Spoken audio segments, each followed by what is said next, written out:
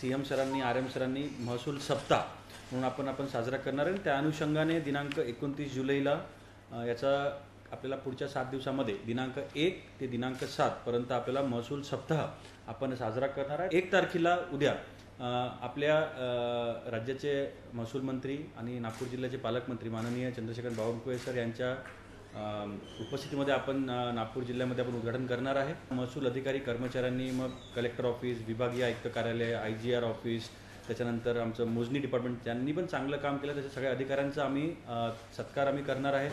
जे रिटायर्ड लोक झालेले आहेत त्यांचं काय मनोगत आहे, त्यांना काय अडचणी येतात त्याचंही आम्ही ते ऐकून घेणार आहे।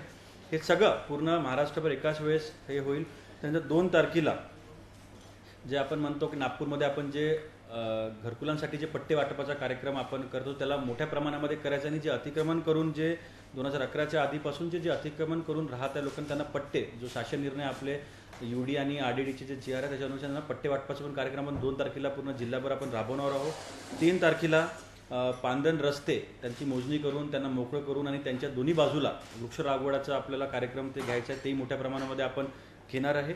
4 तारखेला छत्रपती शिवाजी महाराज महाराजस्व अभियान प्रत्येक मंडळनी आपण ते घेणार आहे। त्यानंतर 6 तारखेला जे शासकीय जमिनीवर इल्लीगल अतिक्रमण करून राहत्या अशा जागेचं जे आयडेंटिफाय करून त्याला मार्क करून आणि त्याला त्याचं अतिक्रमण नियमानुसार काढण्याची कार्यवाही त्याच्यामध्ये आपल्याला 6 तारखेला करायचं आहे।